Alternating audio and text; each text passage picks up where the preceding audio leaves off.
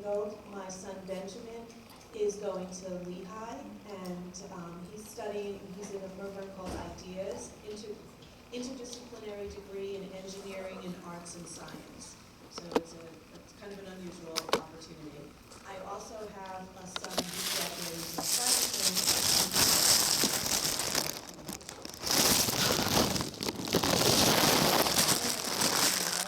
She's my only child. This is my first and last time through this process. She is going to Colorado College in Colorado Springs, and she thinks she wants to study neuroscience. I'm Stephen Kaminsky, and my daughter is Corey Kaminsky, and she's going to Cornell probably to study chemistry. I have an oldest son who graduated here 2 years ago, who's also at Cornell, and so this is my second time, and I will be doing this a third time. Hi, my name is Fiona Peng, and my daughter's name is Angela Lee, and she's going to University of Chicago, and she's going to study economics and history. And this is our first time to do college classes, and this is my only daughter, so this is my last time too. Hi, my name is Jessica Friedman. My son is Aaron Wander. He's going to Princeton, and he wants to study international relations. This is my first time, and in 4 years I'll be doing it all over again. This is my second time going through this process. Michelle's older brother graduated from 103 years ago. So we have 2 second-time parents, and Andrea with twins. So that's a couple of complications there. Also, early decision, early action. Early decision. Yeah, and Early action. Regular admission. and everybody else is ready. Early action. What I'd like to know is, when did the college process start for your family? And was it do you think that was the right time? Were you comfortable with the time that you started? And who drove the process, you or your child? Peggy? The process for Michelle started for her really mostly in her junior year. There was a lot of back and forth. She's a very compliant child, but she had the advantage, or disadvantage you could say, of having seen a few schools when she was in E3, only because she got dragged on a few of those trips. Mostly not, but a few. And I think that there was a lot of discussion during the course of the process. She narrowed it down, and she worked very hard with her counselor as well to talk about what she was interested in. But she went into it with a pretty good idea that she thought she wanted a small school. She ended up at a little bit larger school than she originally thought she might like. She looked at a small number line school, had them on her list, and ultimately ended up at a small, very small university, but with a liberal arts field. There was a meeting, guidance council meeting, and I think it was the end of 10th grade, where the guidance counselor for the grade talked about the FISC guide. And it was right after that we went out and bought the FISC guide and started each of us tabbing with different colors what schools we thought were right and interesting for each of the boys and for themselves. And so then in the fall of junior year is when we started to look at schools. In October, whatever that was, Columbus Day weekend, and then the various holidays through that. So that's when we started, and it kept going. We had 2 students going with different interests, so we covered a lot of schools. And they drove the process in terms of which schools we would be looking at. I pushed so that we made sure we did get to schools, and we thought about when we were going to look at them, and to make sure that they saw different kinds of schools as well. But they really drove the process themselves in terms of where they wanted to focus. I had 5 different friends tell me that they thought that Colorado College would be a good fit for my daughter. I'd never heard of it before, and none of them knew each other. So when we decided to go skiing in her sophomore year, we figured and take a look. So we did, and she was sophomore on the information system and the tour, and she was rolling her eyes and very uncomfortable during the entire time. And about halfway through the tour, she gave me that big sigh and that look, and she said, "Mom," and I thought, okay, well, we're leaving, we'll have lunch early. And she said they couldn't have written a better place for me. And she fell in love with it. She said it felt like camp to her, it felt like home. And, we thought, all right, well, it's the first school you're seeing. And the next year, when junior year came around, we started the process of looking through the FISC guide. We thought it also after that meeting in sophomore year.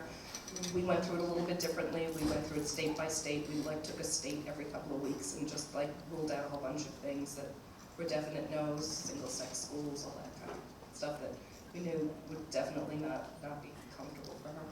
And we went back to visit schools. Columbus Day weekend of junior year, we'd do the Boston schools, and another weekend would do the Philadelphia schools. And we tried to see as many things as possible because we'd heard from other parents that the more you visited, the more it would resonate with your child. So we tried to do that, and that really worked for us. We went back to Colorado a year later.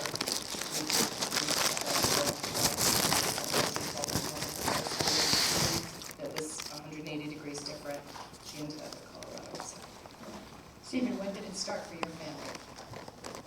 The SATs sort of kick-started my daughter into doing something.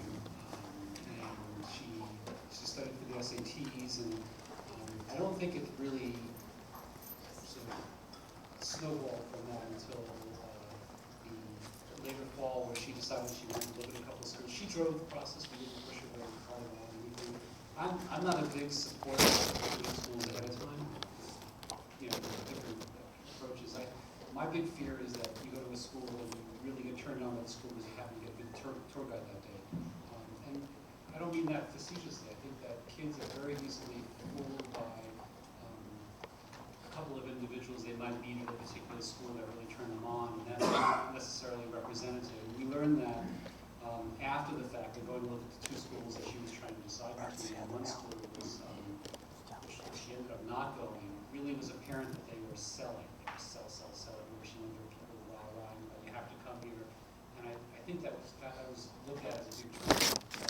And the school she ended up going to was sort of the opposite. She went there and basically said, if you're coming here to have a good time, you're going to the wrong place, don't come here. If you're coming here to be pre-medi, don't come here. It's the exact opposite. That turned her on. But she, like my son, really needed to see one school to help them frame the questions that were important to them. It didn't matter whether it was a school that they were excited by or a school that they weren't. It just helped them figure out what were the questions that were important to ask about what they were looking for in school. And so she looked at two schools and then was off and running, looking on the web and trying to figure out what were the parameters that she would try to evaluate in each of the various schools that were out there. And she had some pretty narrow issues. She wanted to be in the Northeast. She wanted to be in a town that had mass transit, but she didn't want to drive. And after the SATs, slowly gathered steam and then disappeared again over the summer. And then in the fall of senior year is really when everything started to happen. And I'm not sure I would recommend the summer being a time when you stop, but I would really, really strongly urge the essay issues to really get focused on the essay in the spring of junior year, because there's a lot of work that goes into that, a lot of rewrites, and it's painful, and you may have a lot of battles like we did about what should be in there. I know you have some really good ideas and opinions about that. We'll come back to the essay today. Fiona, when did your daughter and you get started? My daughter started to visit University of Chicago after her sophomore, 10th grade that summer. So she stopped by there, and then she fell in love with the school. And also at Hunter, she joined the Federal Reserve Challenge Club. So over there, she learned economics with Mrs. Curtis. So she learned about the University of Chicago economics systems a lot. So she likes that. So that's why she said she wanted to go there. I think, Fiona, you told me that you helped her and got her to agree, basically, to do some programs in the summer after her maybe 9th grade and 10th grade years. So would you say the college process began with those commitments? After 8th grade, I signed her up with the CTY summer program, so she went there, but she didn't like it, so next year she doesn't want to go back. And then 9th grade, I signed her up with the Brown University summer program with the economics. One of the class she chose was financial something, I forgot. So anyway, after that she didn't like Brown, so she said she would never go back there. And then after that, she doesn't want to join any summer program I picked for her. So that's where the road diverged there. Jessica? So after that, she just took over all the process by herself. She doesn't want to listen to my advice anymore. I would say that the process started for us in January of junior year because he decided he was going to take the SAT in March and we needed to pick a review class. And this was a huge big deal because he was captain of the wrestling team and gosh, you know, he couldn't miss any wrestling. So it had to be on, and we're Sabbath observers, so we had to find a class on Sunday. I could tell you that he missed, for the $800 we paid, he missed at least half of those anyway for wrestling competitions. But that's when it started. And then over February break of junior year, I said, look, we're going to start looking at colleges because you've got to start somewhere. And I knew that he was going to be away all summer, so summer visits weren't an option. So February vacation, we started out on a trip where I said, look, I'm going to take you to 3 different kinds of schools, just to give you a frame of reference. And we went to visit Harvard, which is in a city, and we had a cousin there. And then we were going to head to 2 other, Amherst is a small school with a lot of other schools. Near it, and Williams is a small school. Unfortunately, the day after we visited Harvard, he got really ill, and we spent the entire day in the Mass General emergency room, and then we just went home. So make sure you leave extra time for other schools and your trips. They may not work out. Anyway, after that, I pushed him to do a couple of more trips. I got his dad to do some visits.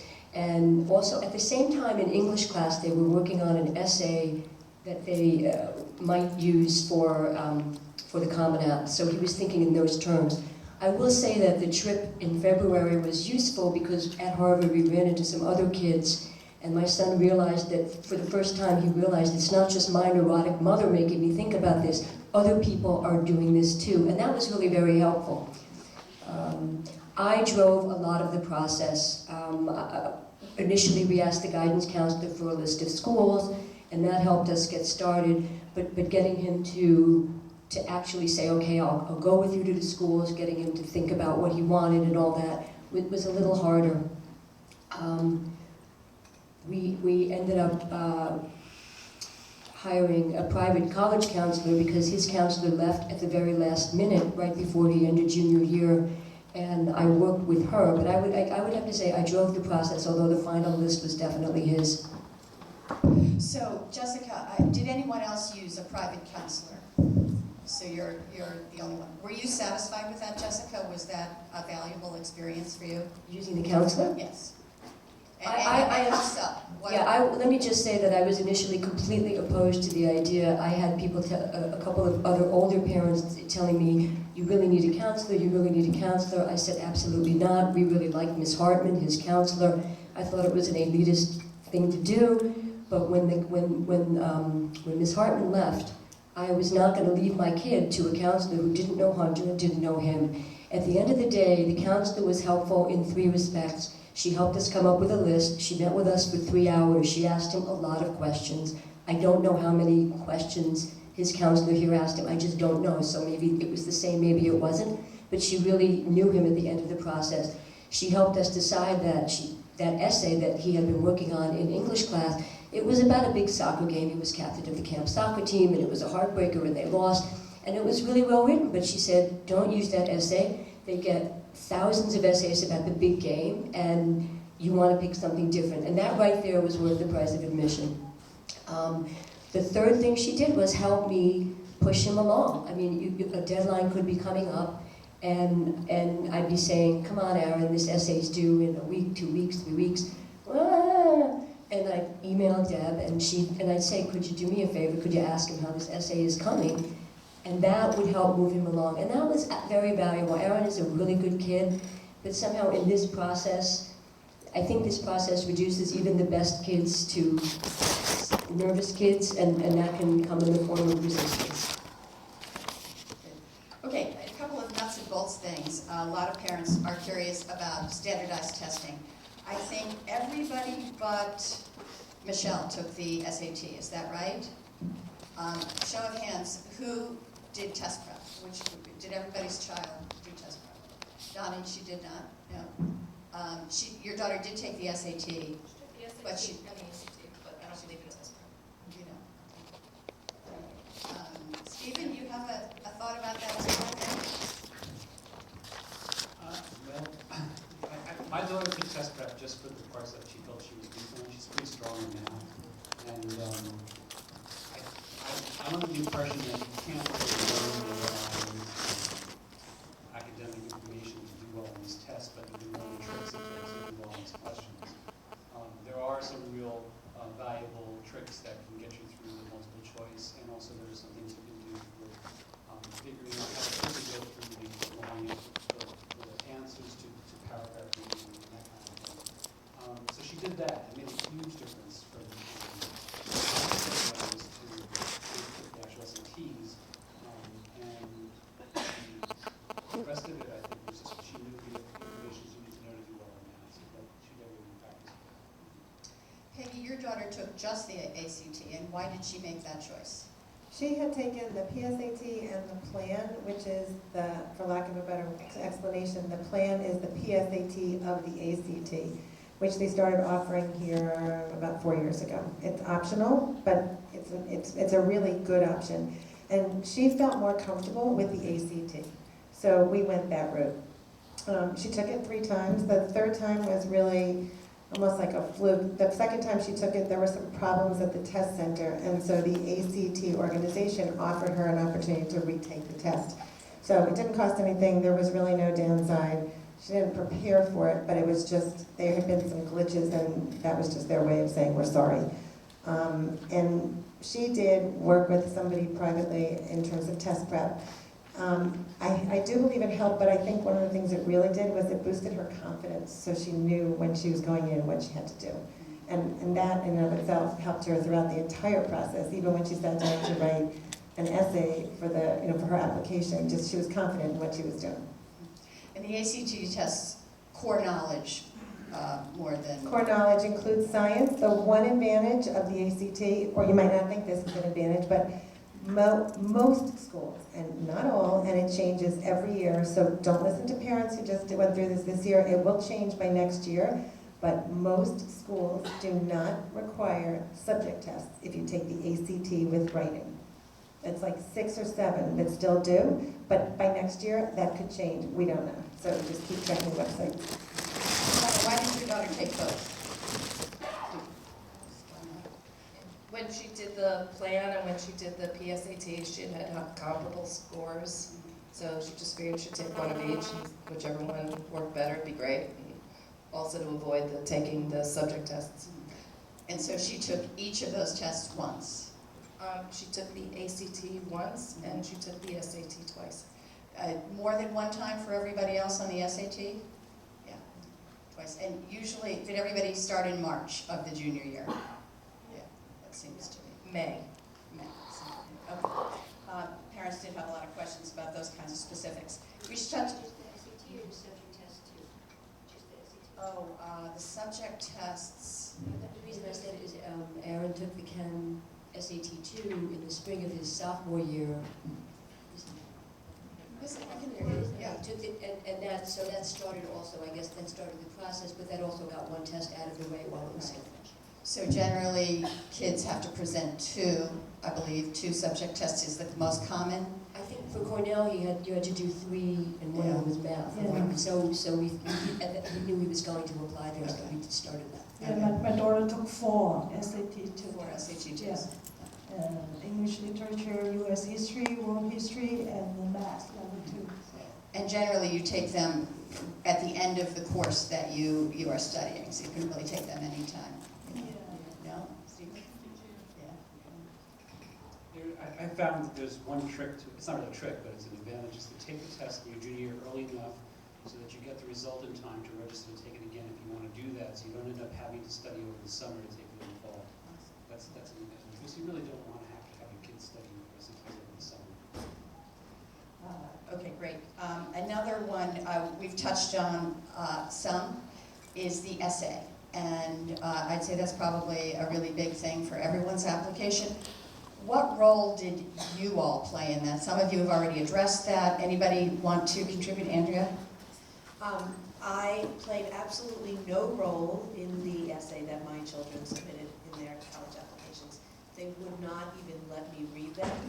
They did them in class. Both schools had, in first semester of senior year, focusing on the essay specifically to get a good essay for the college application. They tweaked it, they worked with it. They wouldn't even, I never saw it. Officially, I never saw it. Intriguing. Yeah, okay. Anybody else? Peggy? I was slightly different, of course. Michelle took in the spring of junior year, they were asked to write an essay that could possibly be a college essay, and in her case, it ended up being her college essay. So she worked on it over the summer. That was really the only thing that she did over the summer, and it was at the end of the summer because she was away for the first half. But sort of the end of the summer when she worked on it while she was in preseason for soccer, because to her, when preseason started, school started. And we have a friend who had offered to help our son, and she helped 5 kids that year in the class at Hunter, and all of them got into their ED schools except my son, who she didn't help. So this time around, she said, you don't have a choice, I'm gonna help Michelle. And she's a professional writer, and so she helped her edit a little bit. And there were things that she said that Michelle didn't do, but there were things that Michelle said, where she listened to her friend. And I was able to read the essay during the course of the revision process as well. Donna, you had an experience with help there. You know, my kid's a procrastinator, so all summer I wrote her about, you gotta start this, at least start brainstorming, and she didn't, of course. And sometime after Labor Day, I realized that I had purchased from another high school's auction 3 sessions with a writer who said that help your kid with their college essay, and I figured this would probably be a good thing because although my daughter really likes to have me look at her writing, I'm super critical, and it probably wasn't going to be the best dynamic on the college essay because I wanted this to continue to be fun since it had been fun up until this point for us. So she met with this woman, she went to her apartment, they had a lovely conversation, 3 hours of talking. They seemed to have hit upon a subject that would be good college essay material. And then Emily came back and tried to write that essay and realized that it made her sound like a real, prissy prig. And she really didn't want to write that essay, so she decided on a different topic, which was, something meaningful to her. She said, it's really hard to come up with these essays. She said, I'm 17 years old, Mom. She said, I haven't lived long enough to have these meaningful aha moments. She said, and I've written, how many memoirs have I read, had to write since I was in 2nd grade. She said, they just all sound so boring, fishing with Dad, doing it. But she had had an experience a couple of summers before, which really kind of helped her define who she is and what kind of person she believes she'll be as an adult. And although it wasn't a great story, it was a good moment for her, and she could speak to it from her heart. So she wrote this essay, and she sent it back to this woman who she'd had the meeting with. And the woman wrote back one line and said, are you sure you want to write about this? At which point, my daughter said, I don't really care what she says, Mom. If it doesn't bother you, I really want to write about this. And I said, go for it. And so she wrote the essay, and it was too long, and I really didn't want to be the person to edit it, so she went to Miss Refkin, the chair of the English department here, who was kind enough to spend about 15 minutes with her and point out to Emily saying, here's where here's some places where you can tighten this up, here's where you can fix that up a little bit. And she made some changes, and she showed it to me right before she hit the send button, and as much as I wanted to make more corrections, including that preposition at the end of a sentence and a couple of other things that really bothered me, I figured, let it be from her. She's either going to get in or not on her own recognizance and her own voice, and she'll land where she's meant to be. Jessica, you wanted to say something? Yeah, I'm the complete opposite definitely of Andrea, and I don't say I've helped myself with papers all through high school, but I've critiqued them. What are you trying to say here? Your quote doesn't support your conclusion. You already said this, that kind of thing. And I decided that now is not the greatest time to stop doing that. And he lets me see his papers, so there wasn't that kind of resistance. But what I found was that he's a pretty good writer. English, not so much. Nonfiction, yes. But I found that this process reduces even a pretty articulate and sometimes passionate kid to a robot. And I also found that sometimes you could write a really beautiful essay, but it didn't respond to the prompt. So for example, Princeton had an essay, it had, on top of the Common App, it has a choice of 6, and the only topic that remotely appealed to him was somebody who influenced you. So he wrote about, I know this is going to sound completely corny and made up, but it's true, this little old lady from our synagogue, I used to make him go over and talk to her every Shabbat, and long story short, he realized seriously from that sometimes just a little word, a little time with someone can cheer them up or make them a little happy. So he wrote this beautiful essay about this old lady. And the first line of this, I have to say, was something like, the person who's influenced me the most is the little old lady who doesn't know who I am anymore because she has dementia. And anyway, it was a beautiful essay, and I said, Aaron, this is really beautiful, but they also want to know, how did she influence you? So he had to change it. I mean, because I don't know how they read these essays, but I think they expect you to respond to the prompt. And then there was another essay with Amherst, and there's something he wrote about being a dinosaur, and that was very creative and really cool, but again, I said, but I don't remember the prompt, it didn't respond to the prompt.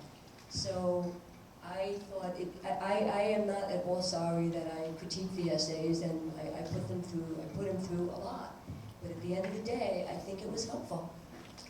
Now, Fiona, your daughter, going to Chicago, their application is legendary for their essays, but she has some pretty strong feelings about the essays, and you too. Yeah, of course, my daughter will not let me read her essays because she doesn't trust my English to qualify enough to correct her English. So she asked her best friend to proofreading her essays. For Chicago, they have a lot of strange essays titled. One she picked is Find X. So she looked at the title, she said, oh, so I know I'm going to get in. I said, why? And she said, oh, I'm the strange person. I know I can write this. So she wrote it much shorter than the requirement, she told me afterwards. And then the other 2 are optional, so she finished everything they asked her to write. And those 2, she said, is much longer than the requirement. So she said, I don't know. And then later on, she called them up and then tell them, oh, I'm sorry, I didn't know how many words you need, maximum. So I didn't, maybe I made mistakes. So they said, oh, okay, that's fine. But for the Yale essay, she made a mistake. She wrote an essay, it says 500 characters, but she thinks 500 words. So she wrote an essay, and then at the end of the night, the last minute, she typed it in, and then keep telling her it's not good, because she exceed the space, because the 500 characters, including punctuations and everything, is space. So she had to rewrite everything at the last minute. So that's a trap to avoid. And Stephen, you had a good argument that you used to ask Corey to show you her essay. Yeah, I'm not sure it was work, but I think you're referring to the perspective that our kids are 17 or 18 and they're writing essays from a 17 or 18-year-old perspective, but they're not realizing that the person in the admissions office is going to be closer to my age and is going to read something different than the way it was written. And so I think that's a good argument to your kids to let you look at what they've written to make sure that it rings the way they want it to ring. Because you can then interpret what you read, say it back to them, and ask them if that's really what they intended to say. It's a little bit difficult to comment on essays because unlike the grades and your SATs, where you can look up on the web and see what it takes to get into this school and that school, there's no feedback that comes back to you that says these are the kinds of essays that work and these are the ones that don't work. Other than when you go to the school visits, most of the admissions directors that give the presentations will basically say, certainly don't use when you steal off the wall, because they can tell immediately. And don't guide your kids too much, because they want to hear your kids speak from their heart. They want to know what drives your kids, they want to know what their passion is, and they also want to know, and this is the tough part, how that passion fits into that particular academic institution. And that doesn't really work really well when you do the Common App and you're writing one essay sort of have to find a way around that. The last thing that I always said to my kids, no matter what essay they were writing for, whether it's given to Hunter or everything, was that you got to remember that they're going to read hundreds of these essays. And so somewhere in that essay, put in something, or throughout the essay, put in something that makes it fun to read, makes it enjoyable for the person who's reading it, so that when they're done, they actually enjoy the process and you were different than the others because they liked it. Not necessarily because you were more articulate or you were more intelligent. Once somebody likes you, it's really hard to set aside the fact they like you when it comes to being objective and grading. So be funny or clever or do something that grabs their attention. I think that's a plus. And again, there's no way to look at that and measure it and say working on it. But that's my suggestion. Thank you all. Now, a couple of things I'd like to cover kind of briefly. You've all mentioned them a little bit. Everybody tours schools with their working.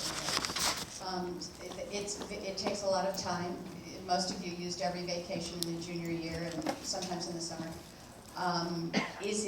How vital is it, and what value did that have in the process, and how much did you drive that? Literally, I know, taking you through, as like you said. We visited a number of schools. I personally think if you have the time and the means to do it, it's really important. One of the, Hunter has a limit of 8 private institutions and unlimited public, and I know that, and international. And that number actually is larger than it was like 5 years ago. But as a result, it sort of requires you to narrow your list to schools that you really want to go to, because I told both our children, you have every school on your list, you have to be willing to go, because it might be the only one that you get into. So I viewed the trips in a couple of ways. It was information gathering, it was a chance to see your kids in a different environment, it was a bonding experience, some days it was a driving lesson. And I found that the most important thing, there were a couple of things, but the most important thing that I did is I listened. Because Michelle's opinion of a school would be different on Tuesday than it was on Wednesday, than it was on Thursday, than it might be 3 weeks later. With the possible exception of Johns Hopkins, which was always like the school that she wanted to go to from the moment that she saw it, for whatever reason. And sometimes it's just a gut feel. So. We saw a lot of schools.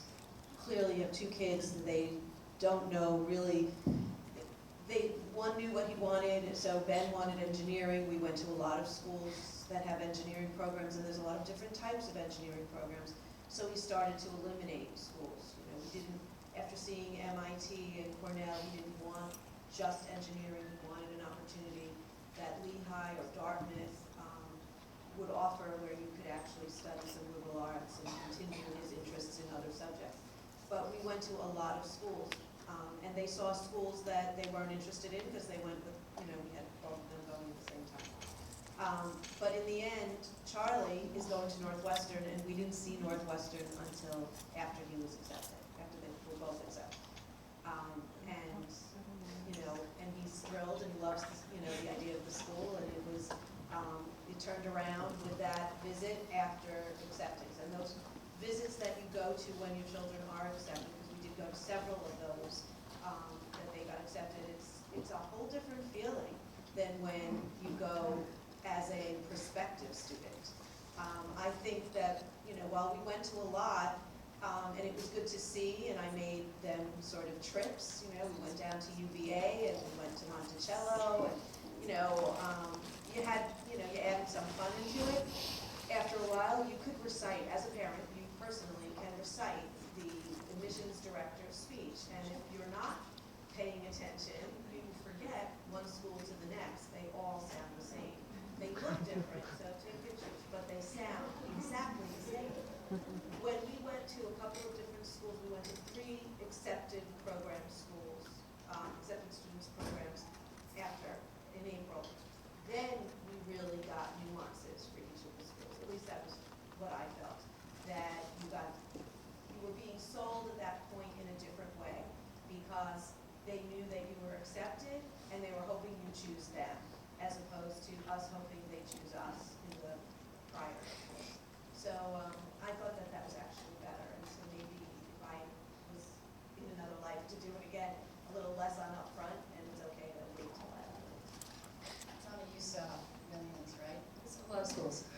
saw probably, I don't know, 24 schools. She didn't apply to all of them, and those trips really helped us knock out some of them.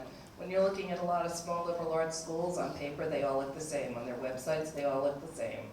You know, their catalogs all look the same, their blogs all the same. You've really got to go there and kind of get a feel for it, even if that means that you get the great tour guide or the really crappy tour guide. And that's kind of what the fun is all about, like discussing how much of it's like, okay, well, let's look at the school you know that guy. You know, or the fact that that guy was really cute, Emily, and but we did have to try the food at every school because that was really, really important to my child because she lives on her stomach. But she's shy, and I'm a motor mouth. And so she was very, very appreciative of the fact that I was driving the questions. And no matter what group we were in, I probably asked 4 times as many questions as any other parent or student there. And the tour guides actually seemed to appreciate it because there was a lot of dead air otherwise. And I asked every question that there was. I mean, I asked the sex, drugs, and rock and roll questions. I asked the academic questions. I asked everything. And as the tours went on, I asked more and more and more and more. And Emily's friends started wanting to come on the tours because they said that I was the only one who was asking questions and their parents didn't know what to ask. So I started to write them all down for my friends, and that was really helpful. When we saw schools after she'd been admitted, we narrowed it down to 4 schools and went to 4 admitted students program things, and it was very different, and that really, really, really helped in terms of making the decision, because then you really weren't being affected by your tour guides. You were listening to the academic presentations, and you were really taking a look at the dorms, and you were really, looking at what life was going to be like there for 4 years. What was it going to be like when you're a New York City kid and you were used to ordering Chinese food at 10:30 at night, and what was it going to be like at school if you couldn't do that? So think about what your child's life is going to be like, and because the schools all have a lot to offer. So we visited a few schools. My daughter and I and my wife visited a few schools, and I didn't find it very valuable. I don't think my daughter found it terribly valuable. My son, first time around, we visited one school. And I have to agree that after the fact, it's much more valuable to visit the schools where we narrowed it down to a couple of choices.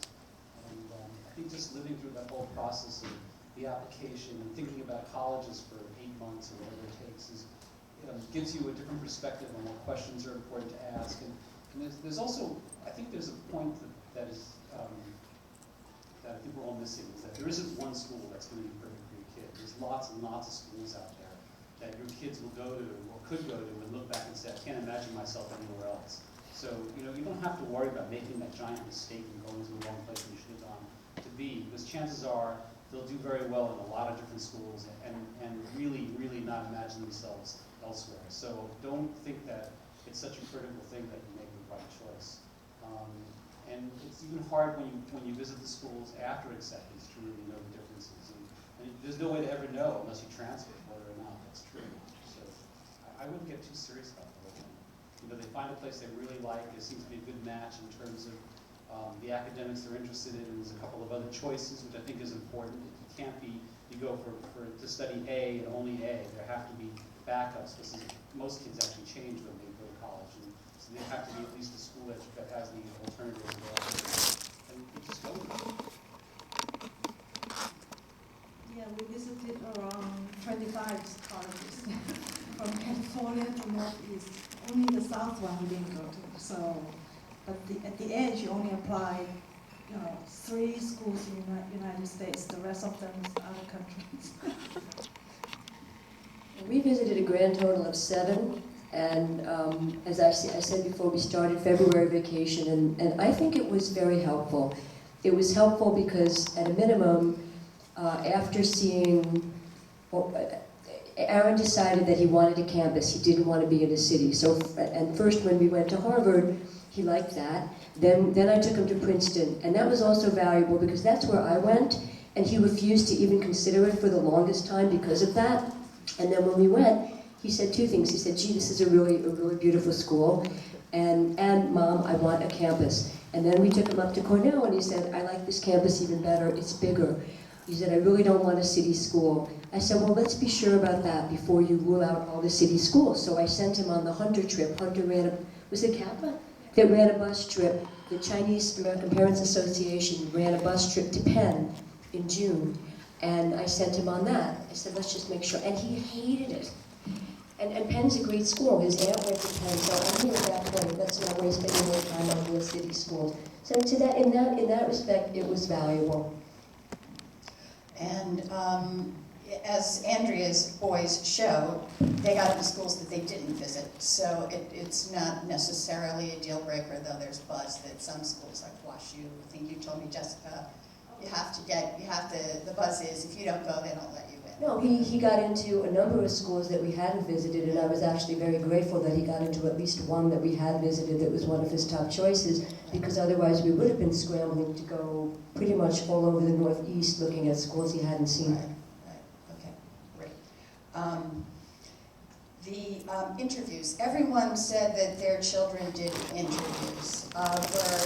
Some of them were at college and some were here in New York with alum reps or reps, right?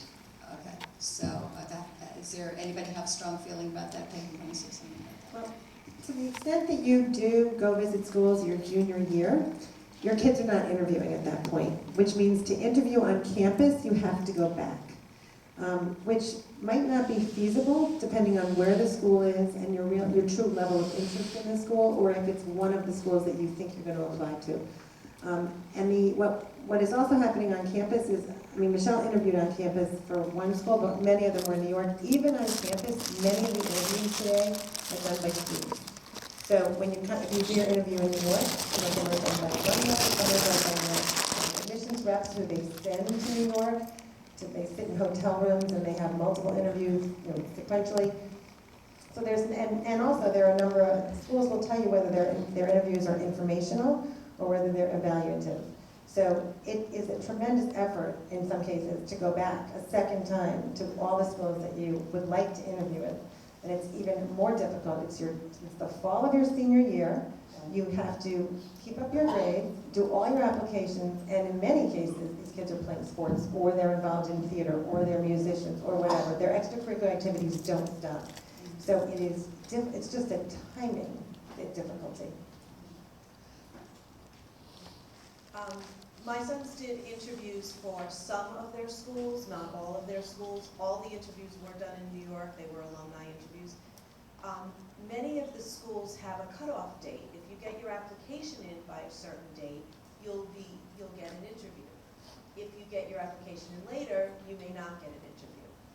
And because, someone did you say your daughter was the procrastinator? Every child is a procrastinator, I think, when it comes to this. Because both of my sons applied somewhere early decision, they waited until December, what was the date? No, December 15th, when the early decisions are given. They both got deferred from their early decision and then had 2 weeks to do the rest of those applications. They did not do much of anything other than the Common App prior to early decision acceptances or rejections. So they had 2 weeks, they missed a lot of the deadlines, and the 2 schools that they're going to, they did not interview them. Interesting. Jessica, real quick, we're coming into the home stretch here. It wasn't a choice. I mean, Princeton requires interviews, and he interviewed at Dartmouth and Duke because they called him and said, you're going to interview. It wasn't. Cornell offered an informational interview. But anyway, I asked Aaron if he found any of these interviews useful. I mean, I know from the Princeton side, because I interviewed for them, they want to meet you, but the Cornell was the other way around. Aaron said it was useful in the sense that it forced him to research those schools so that he could ask intelligent questions, but that also helped him learn something. Did you have something? Yeah, my daughter got all the interviews too in Cafe, New York City, and then I asked her, oh, is it valuable, is it useful? And then she said, yeah, they pay my food, And then she said, that's all I know about it. Here's where I found interviews useful. My daughter doesn't present as well on paper as a typical Hunter student. The grade point average is probably not as strong as a lot of people would think one should be coming out of Hunter. But one-on-one, she shines. and she was able to charm people, and she ended up getting into schools that would have been a tremendous stretch for her, according to Naviance. And I think that she was able to sell herself, and I think the interviews really got her into probably 5 more schools than she would have gotten into. Okay, the decision, the final decision. Maybe you could characterize what the ultimate process was, how many schools applied to, how many got in, were there disappointments you needed to help with, and what role did you have in helping make that final decision?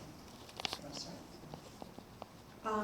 Ben applied to 8 private schools and 2 state schools, as he suggested to do here. He got into all of the private schools except for 3. He was waitlisted on 1 and was declined from his 2 reach schools. He was very disappointed. One of his reach schools was Dartmouth, and it was his early decision choice. So he was deferred and then finally rejected. But he knew by the time that he was deferred that the chances of getting in accepted from the deferred list is pretty slim. When you look on Naviance, the percentages for many of those schools are pretty low.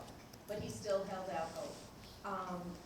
But he got into his other schools. So he had lots of choices, and what he debated with, and I shared this with Karen the other night, and he debated whether he should be going to Northwestern, which was the higher ranked school according to U.S. News and World Report, versus Tufts was in his choice, but that was the 3rd, versus Lehigh, which seemed to have a program that he was really interested in. You mentioned camp was a criteria, and Lehigh has this campus feeling, and there was just lots of things about Lehigh that he liked and he really felt excited about. But in his mind, I'm a special student, I've been in Hunter, I've been this high achiever, I should go to the best school I could possibly go to, according to U.S. News and World Report. And in the end, he chose not to go to Northwestern. Part of it is because his brother is going to Northwestern and he claimed it first. But also in conversations, and this is where I really did play a major role, it was the conversation to say, what really is important to you? What are the things that you were attracted to at Lehigh and some of the other schools? And, you know, where is this decision really going to come down to? And he was able to finally say, not because I pushed him, but because he came to the realization it was better to be at a school where he had lots of the boxes checked, you know, off of that checklist, and where he felt the most comfortable and he thought was a nice fit for him, and he'll do well there, versus the school that he might have done extremely well at Northwestern as well, and it was a great program, but didn't have all the boxes checked. And, you know, just because it was the higher ranked school, he realized that was not the most important thing. So I said this whole process for Ben in particular was a real growth and maturity experience. It was a journey, and I think for both of my kids, this whole process was really a journey. You start in 10th or 11th grade. A reason that you go back and see these schools again is because the child you were in 11th grade is not the same kid you are in senior year, and there's a lot of changes and realizations about who you are, what you want, what can interest you, what's important. So I think that's well put. It probably applies to all of our kids. But if the others of the panel have something quick you want to say, go ahead. This was about making the final decision in your role. Well, for Aaron, it was easy because he had 3 top choices and he got into one of them. And that was it. That's good. Donna? Emily realized in her heart of hearts that Colorado really was what she wanted. She was never interested in Ivy League schools. You know, if it had a brand name, she really wasn't interested in it. She targeted well. She got into 16 out of 20 schools that she applied to. She only didn't get into one stretch. And when it came down to it, we did all the spreadsheets, and it really didn't make a difference because I looked into her eyes and I said, "What's in your heart, baby?" And that was it. Peggy, your daughter was pretty firm throughout, right? Well, she did apply early decision to Johns Hopkins and was accepted, so we were done on December 15th. Which was a really, well, having said that, 3 years earlier I spent, you know, we found out there was a supplement for Middlebury on January 1st, which is the day it was due. you have to pay a lot of money to get something postmarked on January 1st.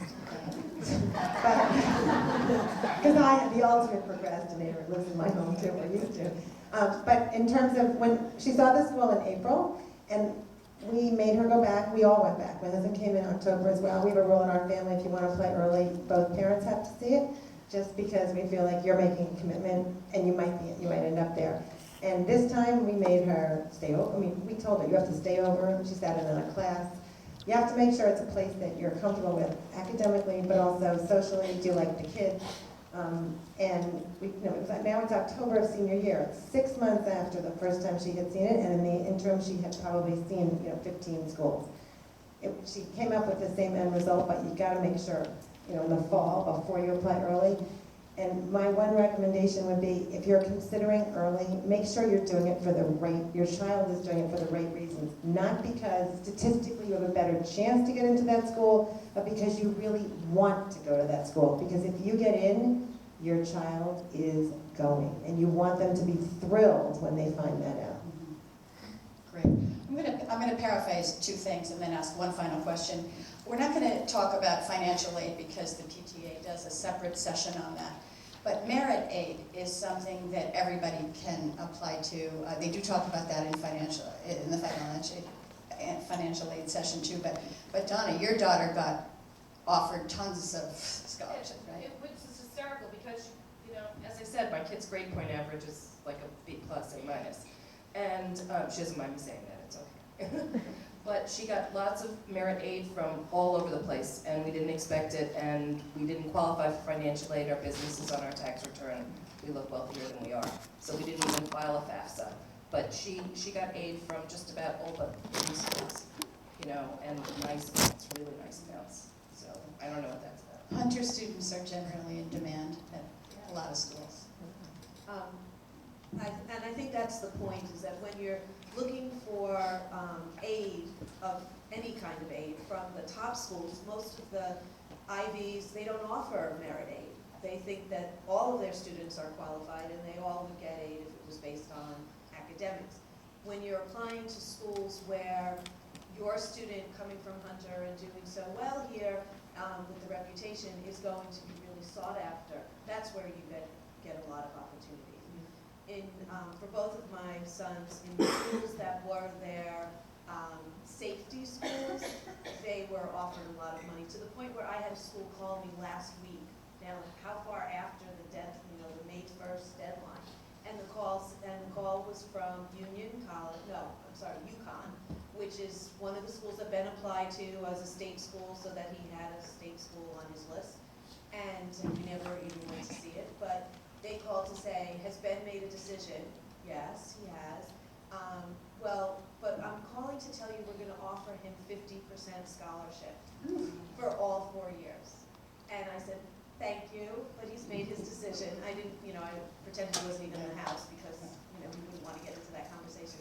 And they said, okay, for some parents, that really is a lot of money, and they go, oh, wow, let us think about it. I said, no, it really is a lot of money. Believe me, it's a lot of money.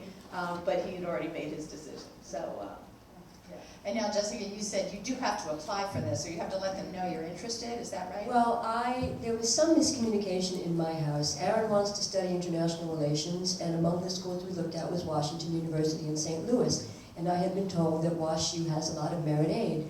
He applied for a Danforth, he didn't get it, but there were still I think 4 other kinds of, at least, merit scholarships that you can get. I thought that if you just apply, you're considered for them. I was wrong about that, but I thought Aaron understood that one of the reasons we were looking at that school was the merit aid. However, I found out afterwards that he, in the process of submitting the application, decided he didn't feel like applying for the merit aid because it required additional essays. So if you're looking at a school for merit aid, make sure you communicate that to your child, otherwise you'll be surprised. Great. And Peggy, I just wanted you to mention real quick your daughter's research opportunity, which I think more and more schools are offering. So it just so happens that my husband went to an information session in October of her senior year. My daughter and I had gone to one in April, but we were doing something else at Johns Hopkins on our second visit. It was his first. And they mentioned a scholarship, a Woodrow Wilson Research Fellowship program in his information session. We knew nothing about it. But we went back home and we Googled it and we found out about it and we said to her, she looked at it, it's a research fellowship, you get $10,000 over the course of 4 years. They take 12 to 15 freshmen a year. And you can use the money any way you want. You have to write a grant proposal, which most 17-year-olds haven't done. But they were willing to send her a sample. So they sent her one, and she wrote one, and on April 1st, 5 months, or almost 5 months after she had gotten in, she got a letter saying she got this fellowship. And we wouldn't have known about it from our information session, but my husband happened to hear about it. So my advice is, look on the college websites, and I'm hoping at some point that there'll be some institutional memory here, because we have friends whose high schools tell their kids to apply for these fellowships, even only because it makes them look like they're interested in the college or the university. Like they're applying, not thinking they'll get it, but just to really support their application. We're not doing that here. Maybe because we don't have the information, but maybe over time we'll start to gain that information. So if you find something out, if you share it with the counseling department, maybe over time that will be collected. I promise, I will share that little bit of with the counseling department. I do think it's a trend, so think about research opportunities even in the freshman year. Okay, last question. What was the one best thing you did for your child in this process? Did you think of it? Katie, do you? Well, I think one of the best things that I did was that when we went to visit, well, first of all, every time we went to visit a school, if we knew somebody who went there, if we knew somebody who knew somebody who went there, if we knew somebody who knew somebody who knew somebody who knew somebody who went there, we reached out. So my daughter had lunch, and we ate on every campus, my daughter had lunch with people she never met.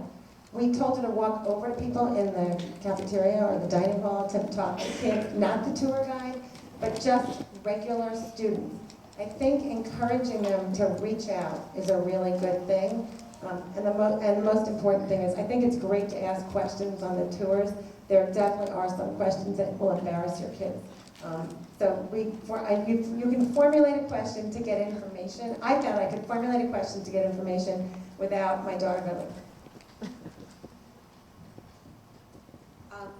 For Ben, because he was specifically interested in engineering, not every day that we chose to tour offered the engineering tour, and if we couldn't make that, I made sure that he got in front of somebody in the engineering department. And, I was not going to leave that up to him. He's not going to make that phone call or send that email. So we made sure, I made appointments for him at every school that we went to so that he got a special tour or talked to someone. And that helped him decide among the different types of engineering schools what he saw, where he saw commonalities and things that he liked. So that was helpful.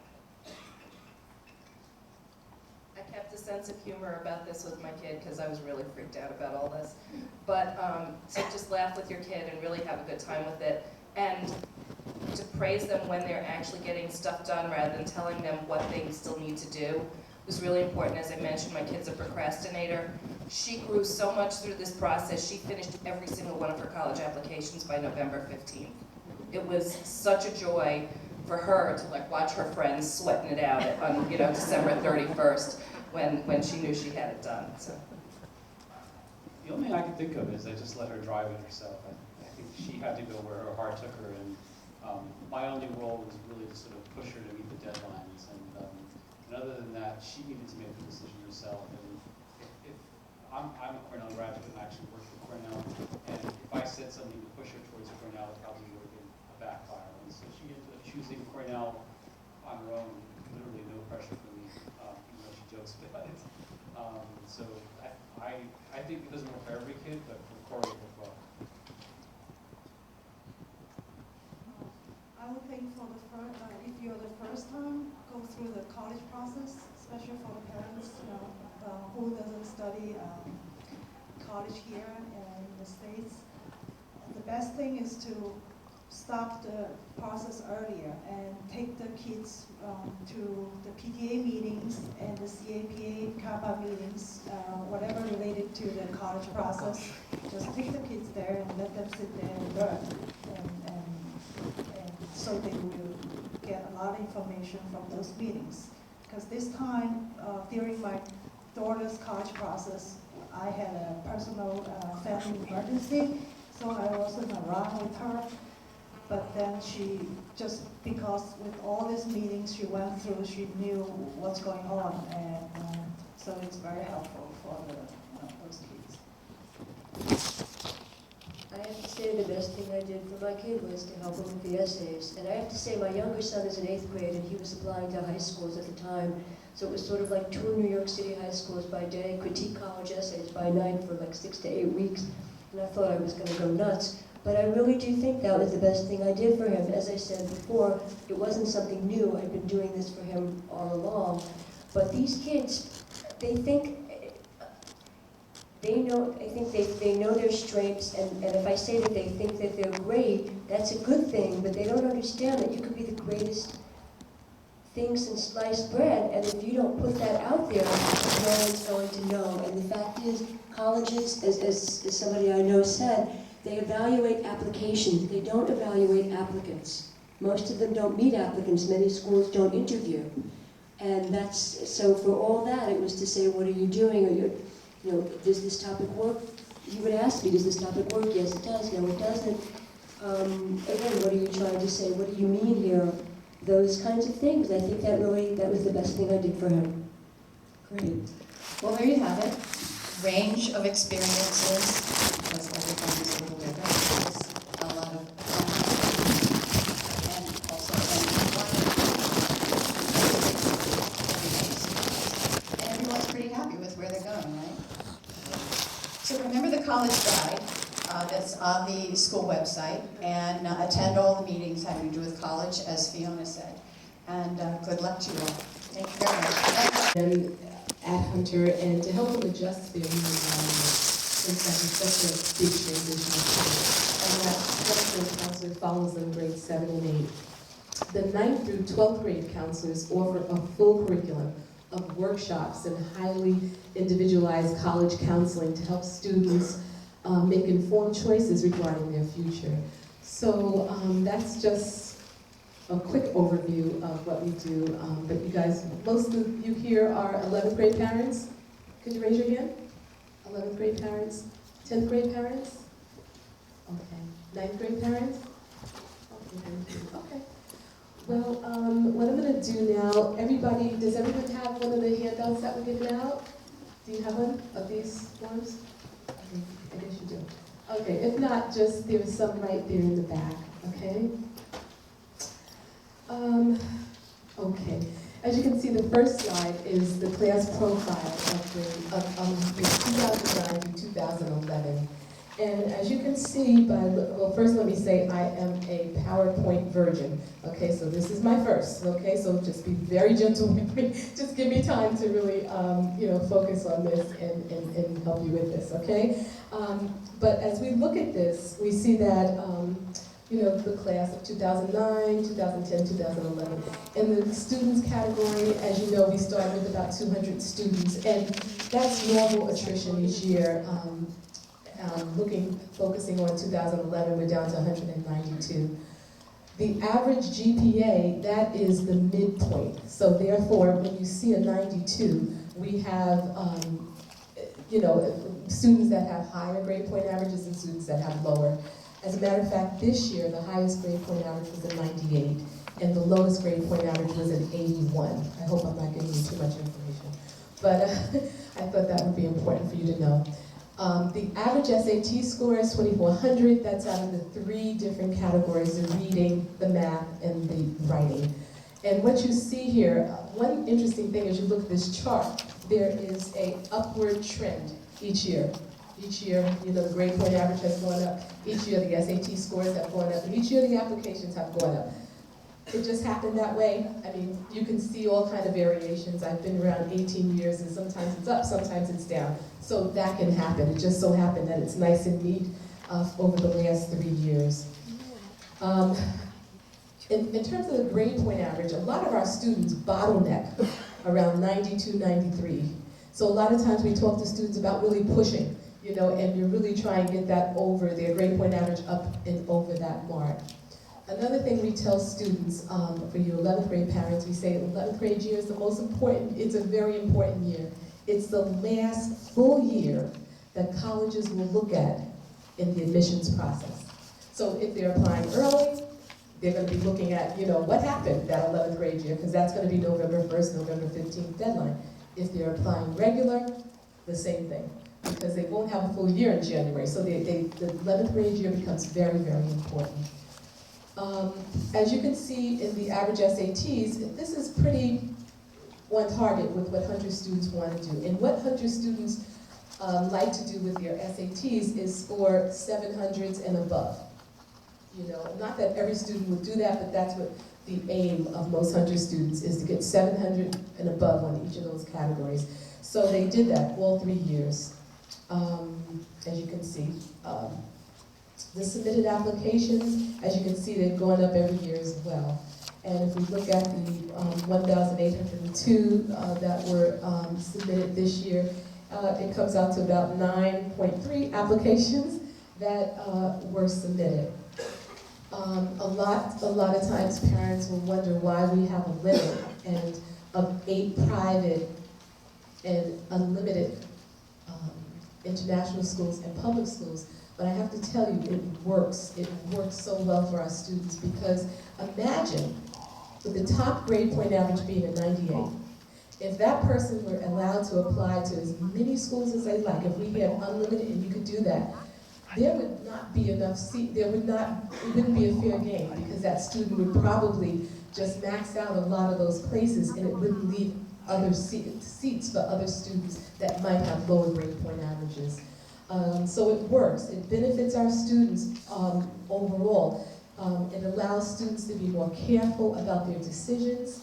In schools, when I talk to colleges, they say they really take a second look at our students. They know that if they get an application from a Hunter student, that student had to think long and hard, because they have only 8 choices. So it works in that way as well for our students. And it works for the community, okay? And everyone wins with that.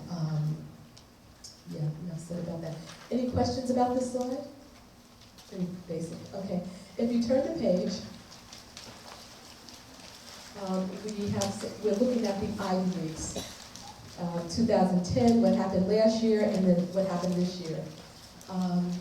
For some of you who, it's interesting, Ivy League. Oh, let me turn. I told you, you're gonna have to train me on this a little bit. Ooh. It's not moving. Uh-oh. Ah, there we go.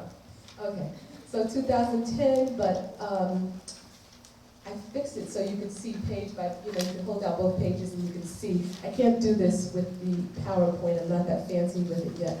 But if we look at 2011, I'll concentrate more on that.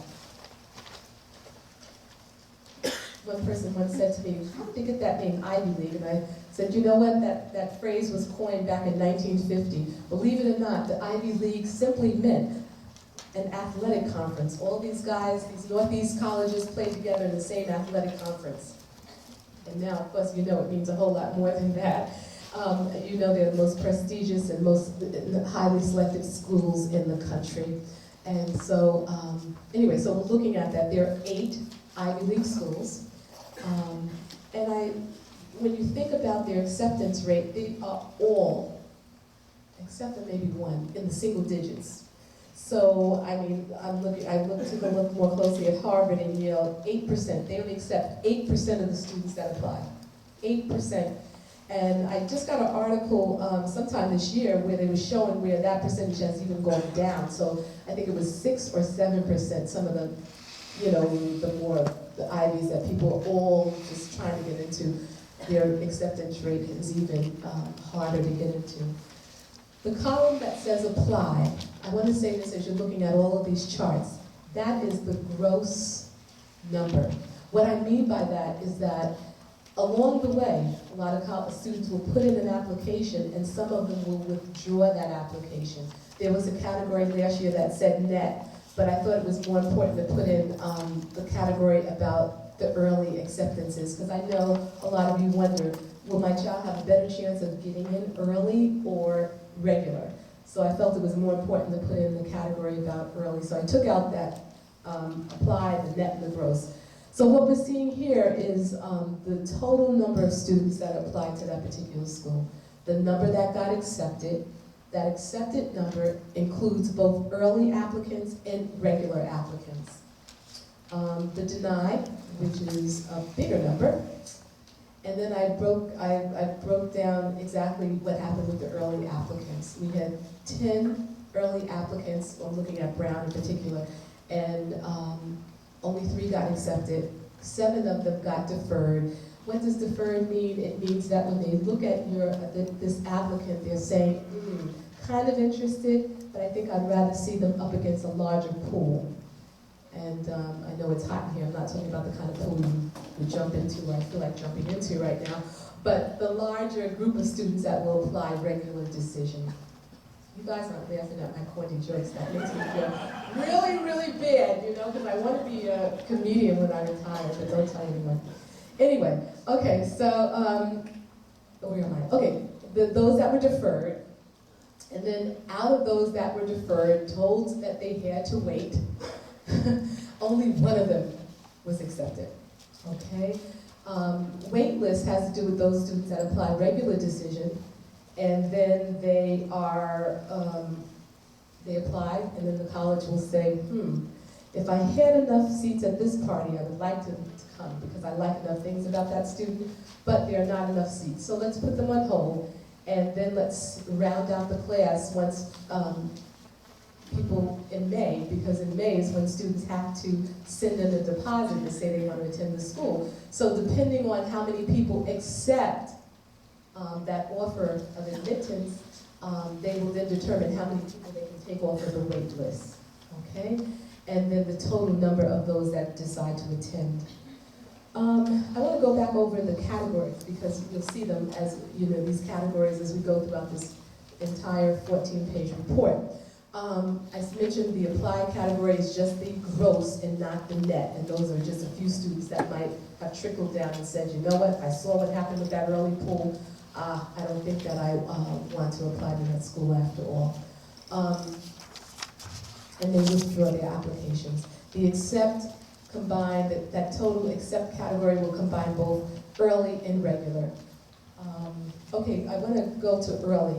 When you see early, those are students that decide they want to get an application in early. I just repeated that. But there are 3 different categories of early. There's early decision, and right now, all of the Ivies are early decision. Brown, Columbia, Cornell, Dartmouth. Now, Harvard and Princeton, about 5 years ago, decided that they would not give students an early option, and I'll come back to that. UPenn and Yale. What was I going to say on that? Okay, so they're all early decision. Early decision simply means that when you apply, if you get accepted, you must go. It's binding. So you can't say, I'll think about it. So if your student know that they need to compare financial aid packages, early decision would not be something for them to do. They need to wait for early action. Early action means that you apply early. However, it's not binding, and you don't have to go if you're accepted. But for some students, it's nice to have an early application in, and they're in a place. It's like having a bird in the hand. And for some students, it makes them feel more confident, and that's a good thing. Okay, and there's another category that just came into being some years ago. That's the restricted early action. And that started with Yale. Yale has a restricted early action. That simply means that we're not saying that you have to go if you get accepted, but we are saying that if you apply to our school under the early application process, we are the only school that you can apply to. So that's called restricted early action. Now, Harvard and Princeton, both that's decided not to do early some years ago, have decided that starting next year, when your child is applying to college, they will have an early application. So that would be the restricted early action plan. That's not binding. Okay? What else can I say about this? Okay. Now, if you look at the very bottom of this chart, the totals. Interesting. We had 433 students that applied to Ivy League schools this year. 88 they were accepted, and only 52 decided to attend. And that means like 36 said, I don't think so. But if you compare it to what happened in 2010, it's interesting. We have 100 more students that applied to the Ivies. We had 313 students that applied to the Ivy Leagues in 2010, and 433 that applied in 2011. It did go up. I believe that's the number of applications, not the number of students. I'm so sorry, I meant to say applications. That's what I meant to say. That's exactly what I'm saying. That the number of applications. Did I say students? Yeah. Oh, I'm sorry. Applications, it clearly says applications here. So we had 433 applications and 313 in 2010. And with all of the increased applications in 2011, we only got 6 more acceptances. So I just thought that might be interesting. Okay, moving along. Yes. I just want to figure out how this all adds up. So when you have, for instance, Brown applied 62 applications, 10 accepted and 39 denied, where's the other? Well, that's what I'm saying. That's why I said to you that number of applications, that's a gross number. 13 kids withdrew their applications at some point during the process. That happens. Yes. Okay, you have to also add in the wait list, and you have to also, let me do this, let me answer your questions at the very end, okay? But that's why I'm saying to you, you won't get a perfect math on this because of the fact that that apply column is the gross and not the net. Okay, so we'll get to that, okay? I'm gonna go through everything first, and then I can take your questions afterwards. Diana?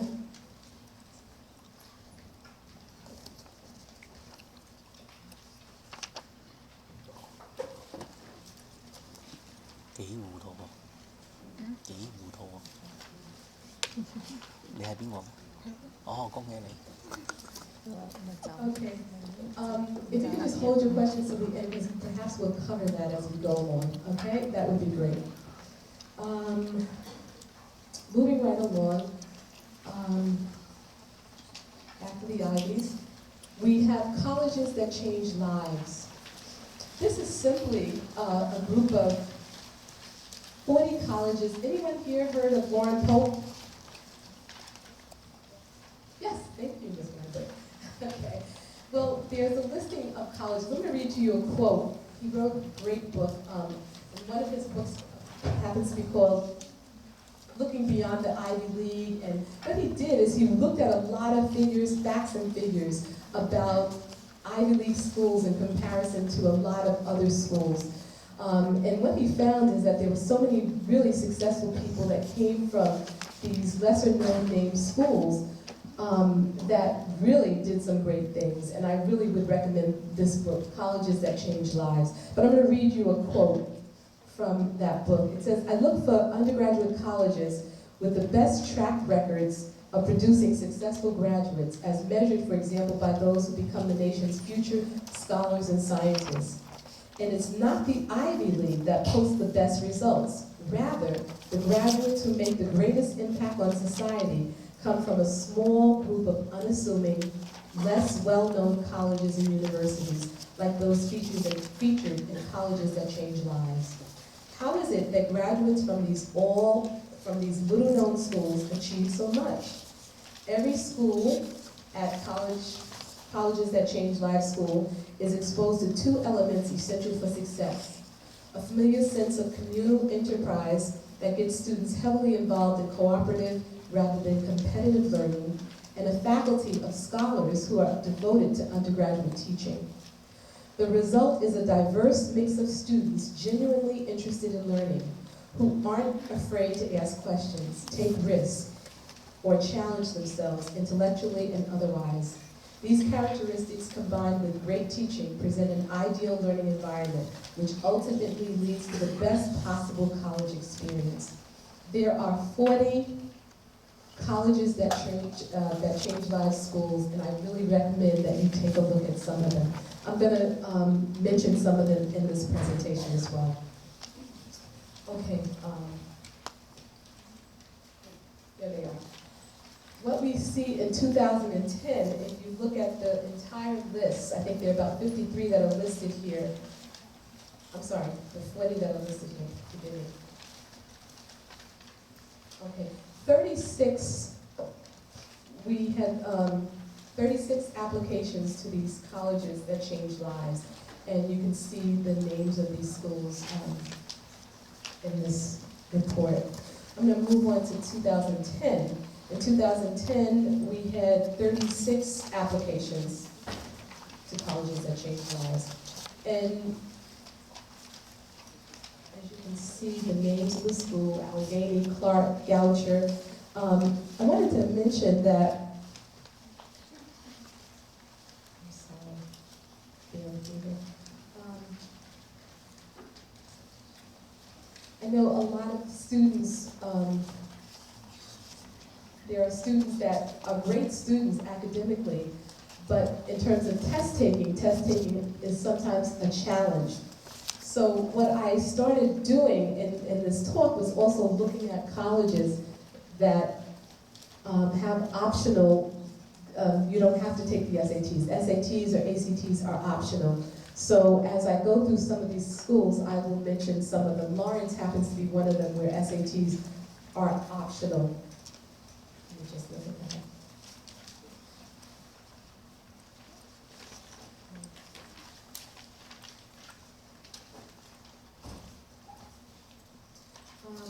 Okay.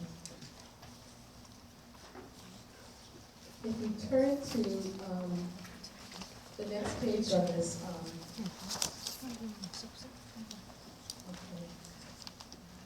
moving right along, the 2011 Barron's Most Competitive College Summary Data. What I did is I looked at what was presented last year, and I know that this was presented. And what I did is plug in the numbers of the students that applied to Barron's Most Competitive Schools this year for 2011. And on this list, you can see Amherst, which is, we had 34 students that applied to Amherst. 12 got accepted, 9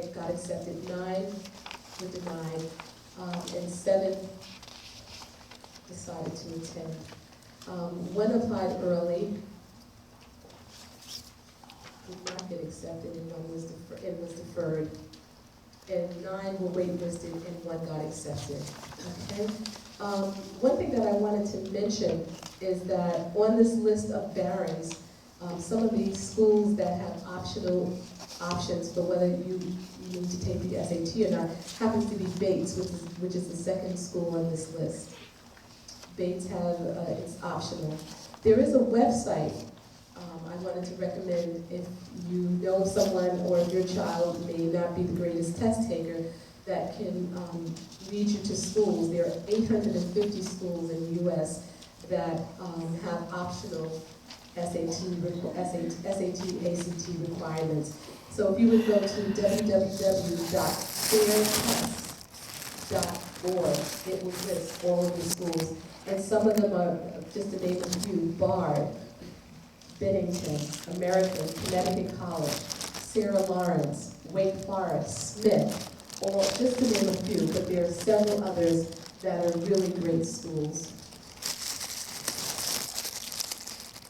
Another one on this list is Cody, where SATs are optional, ACTs, and Connecticut College, as I mentioned already.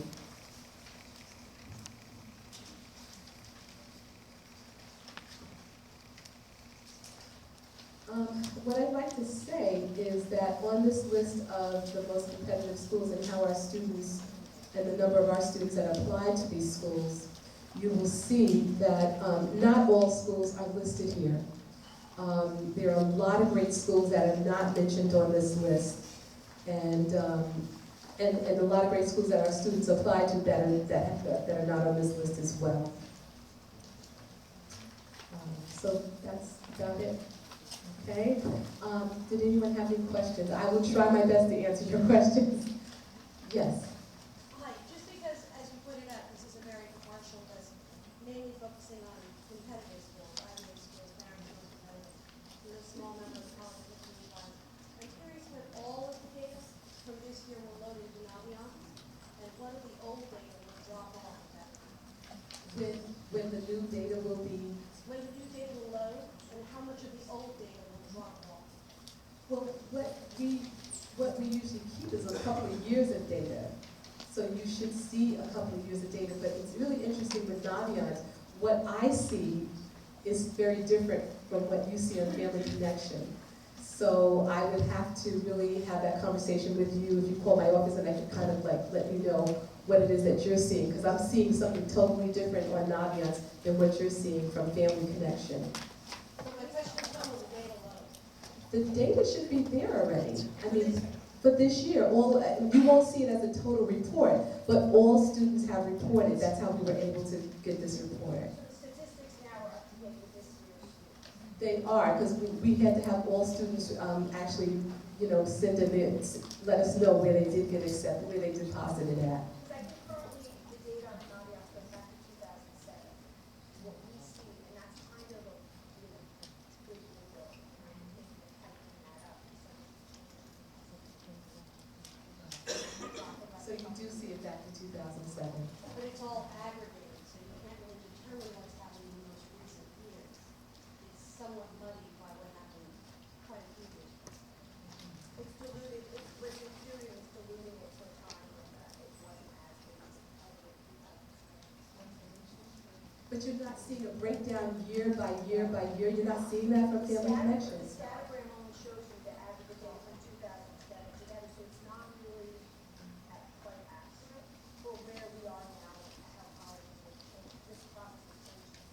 It sure has. So what would you rather see? What is it that you would rather, you would want to see a year by year breakdown that would, I don't know if they do that, but I think, me personally, I'd rather see fewer years. I'd rather see it going, starting at 2000.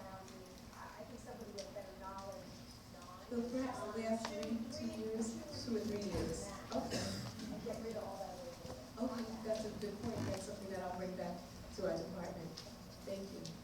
It's interesting with Naviance, it's a great system, but what we see is so different from what you guys see from Family Connection. So it's, when you give us information like that, it's something that we can look into and really think about changing. So I appreciate that. Any other questions? Yes? I have two questions. On the last page, I know you tried to do all these before. On the last page, starting out with the most competitive data for this year, you show 1,178 total applications. If you add accept and deny, you're basically saying 400 applications that were not, did not go to completion. And I'm just curious, given that students are limited to 8 applications for 5 colleges, why would there be 400, basically 1/3 of the applications not, be withdrawn? Because if you apply early, you can only apply to one school. Well, no, if you apply early decision, you can only apply to one school, but if you apply early action, you can apply to early action school and an early decision school. So what accounts for having 400 withdrawn applications out of 1,100? It seems like a large number. Did you count in, you have to add in different individuals, you have to add in everything. Because public school, the public school is over there, public school. So public school is unlimited. That's why the average is over 8. Did you add in everything on this? So what if you're on the wait list and you're denied? Is that kind of a denial here? If you don't get off the wait list, is that kind of 我戥你擔心，佢都唔知你問乜，佢係平均8.9間啊，就係戥你擔心。Is this number including this too, including early too, the number, including the early? 佢而家問緊呢個問題啊， I see. 係啦，佢話點解會8間呢個變成8.5間，8.1間、9.2間我都冇辦法。 Gotta rate this, Is I'd rate this. this more money? Is this one including the early, 一 including 陣先 the? 問同埋聽我講先，一陣先講。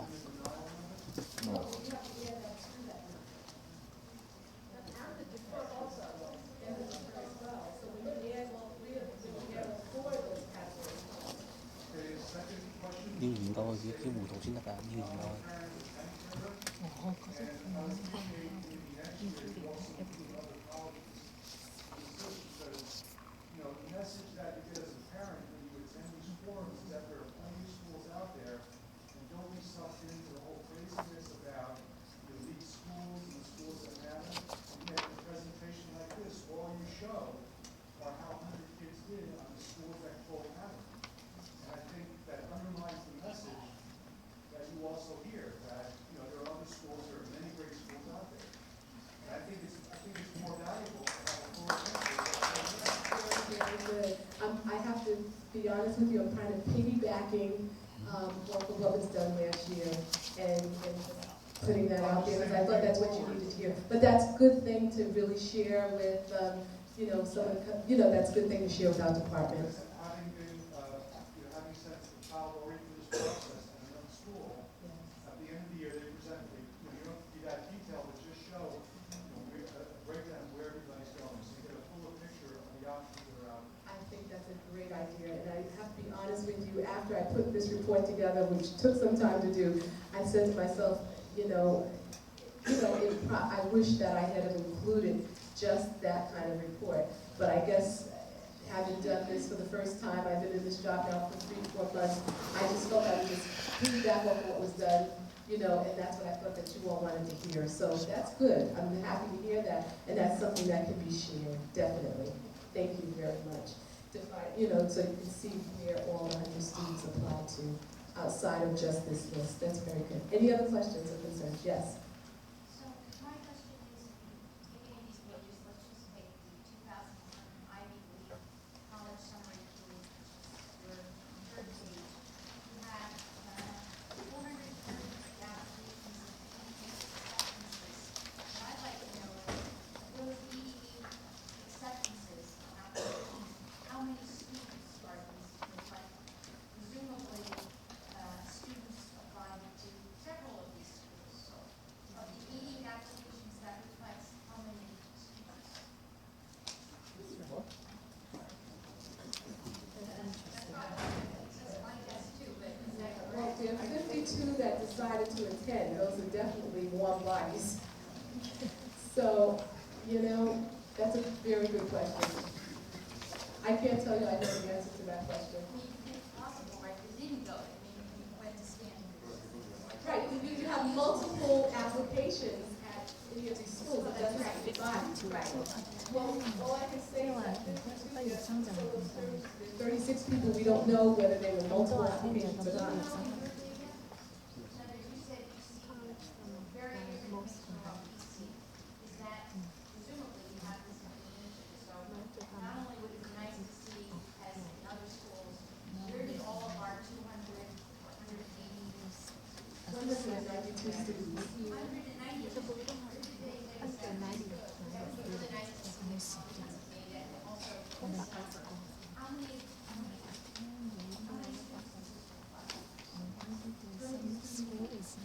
in other words, it doesn't tell us a lot. It's the same 10 students getting accepted to the same classes. Right, all I can tell you is that 52 of them, 52 decided to go. I really can't tell you more than that. I'm very sorry. Any other questions? Yes. This is a similar question, and that is, you have, this year you have people applying to more than 9 schools per person versus 8 in the previous 2 years. Why is that? Is that because the admissions, the counselors have urged them to apply to more places? Really, it really depends on the student.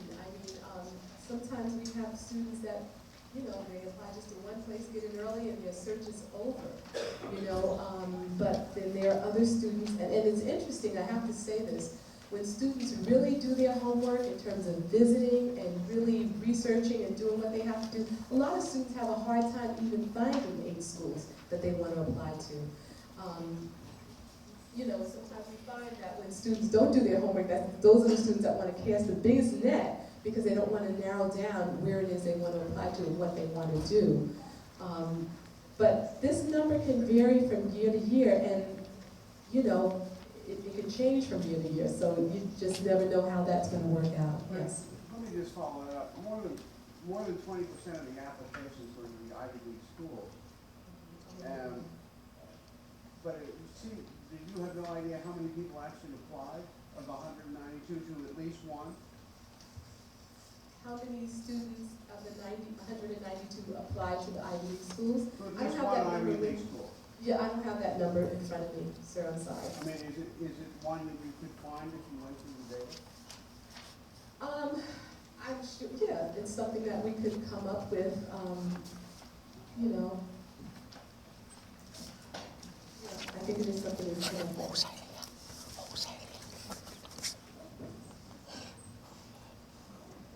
Okay, we're running a little late, so I would like to end this part of the PTA meeting and thank Sheila Garcia for doing a terrific job.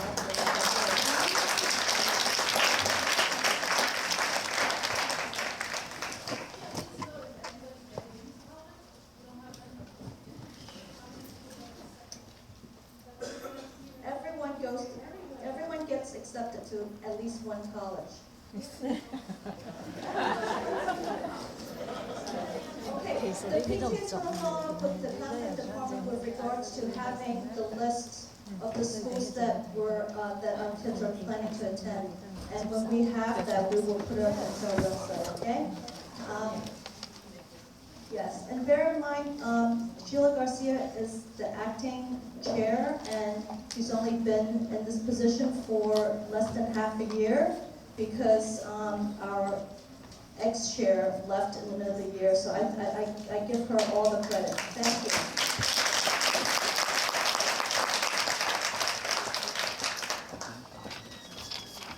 Okay, so we're going to start the PTA portion of our meeting right now. And just to give you a little rundown, we're going to do our financial statement. We want to show you where we are fiscally, and then we're going to just have a nice list of all our accomplishments for this year. And then lastly, we're going to vote in our new board. So before I ask the first speaker to come up, I want to thank Jewish